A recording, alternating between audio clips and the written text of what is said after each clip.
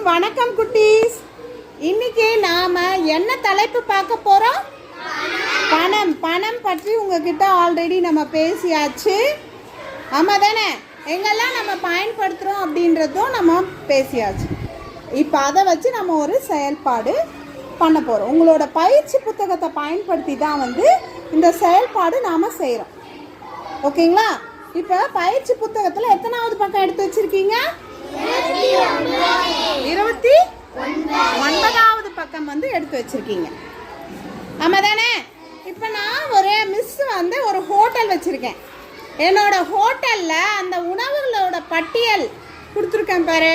அந்த பட்டியல் படி தான் நான் உணவுப் பொருட்களை விற்க போகிறேன். என்ன இருக்குது படிங்க பார்ப்போம். பூரி 25 ரூபாய், பொங்கல் 35 ரூபாய், தோசை 28 ரூபாய், இட்லி 12 ரூபாய், வடை 14 ரூபாய், ஊத்தாப்பம் 24 ரூபாய்.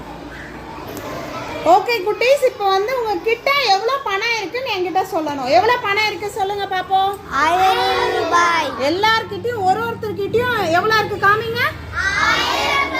1000 ரூபாய் வச்சுட்டு இப்போ என்னோட ஹோட்டலுக்கு நீங்கள் வரீங்க. ஓகேவா? என்னோட ஹோட்டலுக்கு வரீங்க. இப்போ உங்களோட கணக்கு நோட் எடுத்து அந்த 1000 ரூபாய்க்குள்ள அந்த உணவு பொருட்கள் லிஸ்ட், நீங்கள் என்ன சாப்பிட போறீங்களோ அந்த லிஸ்ட்டை எழுதி அதனோட விலைய எவ்வளோ அப்படின்னு போட்டு என்கிட்ட காசை உங்கள் 500 ரூபாய் நோட்டை கொடுத்து சில்லறை வாங்கிக்க போறீங்க. ஓகே, உங்க இஷ்டம். அந்த உணவுல நீங்க 2 இட்லி வாங்கலாம், 10 இட்லி கூட சாப்பிடலாம். ஆமா தானே? 10 இட்லி கூட சாப்பிடலாம், உங்க இஷ்டம். அத்தனை என்னென்ன தேவையோ, அதாவது பூரி 15 பூரி சாப்பிட்றவங்க யார் அது? நிஜமாவா? சரி, எப்போ அத்தனை பூரியோட விலையை எழுதி உங்க காசு கொடுத்து என்கிட்ட சில்லறை மாற்றணும். நீங்க இப்போ சரி என்ன வாங்க போறீங்களோ முதல்ல நோட்ல எழுதி கூட்டுங்க பார்ப்போம்.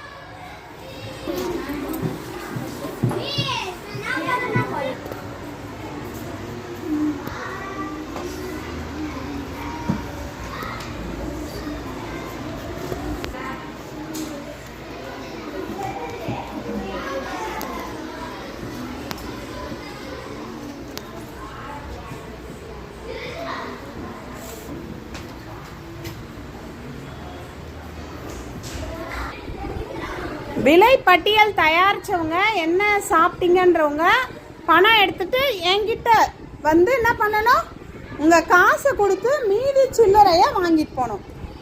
நீங்களே எடுத்துகிட்டு போகலாம். நான் சில்லறை வச்சுருக்கேன், அந்த சில்லறையை பயன்படுத்தி நீங்கள் சில்லறையை எடுத்துகிட்டு போகணும். ஓகேங்களா?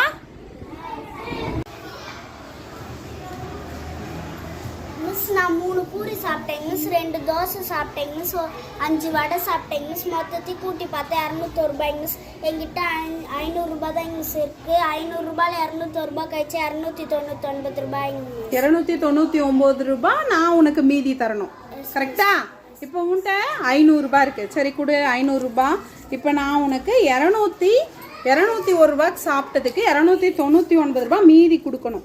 சரி எடு பார்ப்போம். இதில் 299 ரூபாய் சில்லறையே எடுக்கணும். நீ என்னது அது? ஒரு 200 ரூபாய் நோட்டு. 200 ரூபாய், ஒரு 50 ரூபாய், 2 20 ரூபாய், 2 20 ரூபாய் எடுக்கிறீங்க. ஓகே,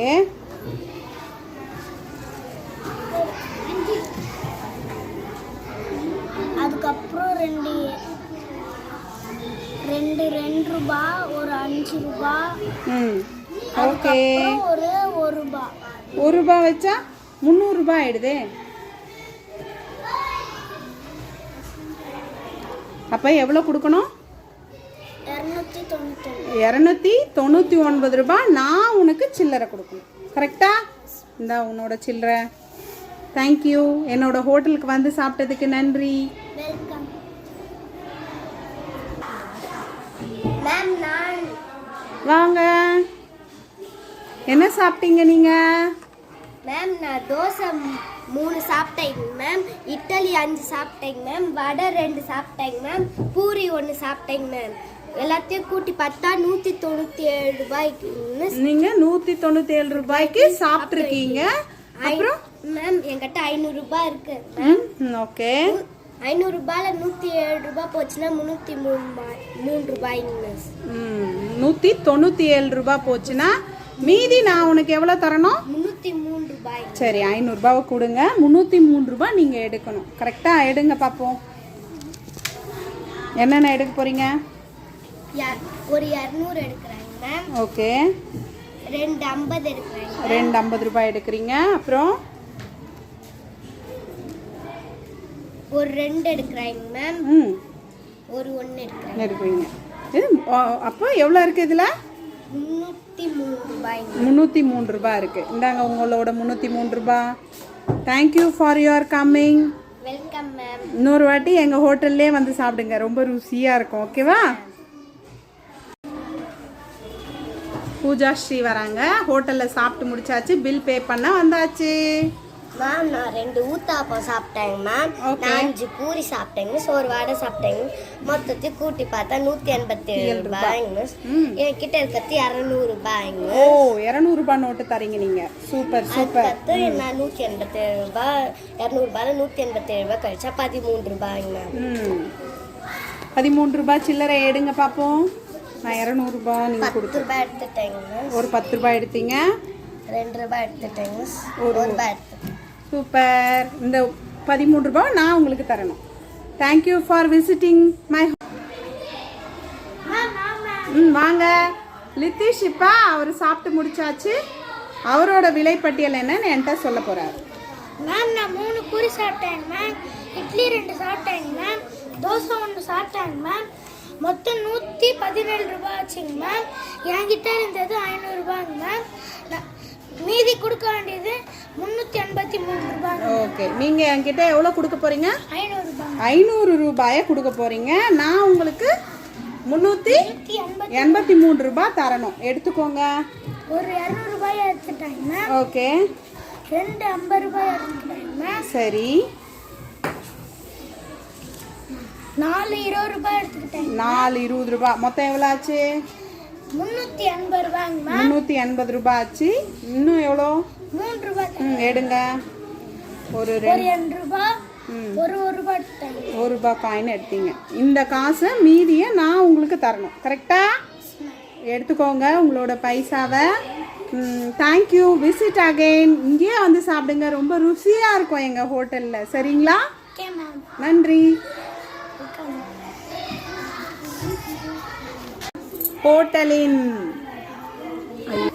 ஹோட்டலின் ஓனராக தற்போது தமிழினியும் பூஜா ஸ்ரீயும் வந்திருக்கிறார்கள். கல்லாப்பேட்டியில் அவங்க தான் உட்கார்ந்துருக்காங்க. அவங்களோட கணக்குப்படி பணத்தை பிரித்து வச்சுருக்காங்க. யார் இந்த ஹோட்டலில் சாப்பிட்டு வந்து பணம் கட்டுறாங்கன்னு பார்க்க போகிறோம். யார் வர போகிறது? வாங்க. தேவதர்ஷினி வராங்க. அவங்க எவ்வளோ சாப்பிட்டு? மேம் நான் பூரி 1, தோசை 2, வடை 3, இட்லி 1 சாப்பிட்ருக்கேன் மேடம். 134 ரூபாய் ஆச்சு மேடம்.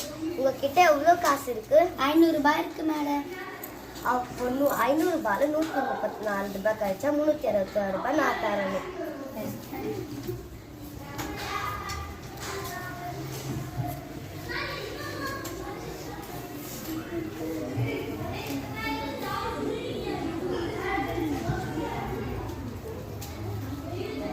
எங்கள் ஹோட்டலுக்கே வாங்க. எங்கள் ஹோட்டலுக்கே திருப்பியும் வாங்க. எங்கள் ஹோட்டலில் சாப்பாடு ருசியாக இருக்கும். Visit again. தேங்க்யூ. வெல்கம்.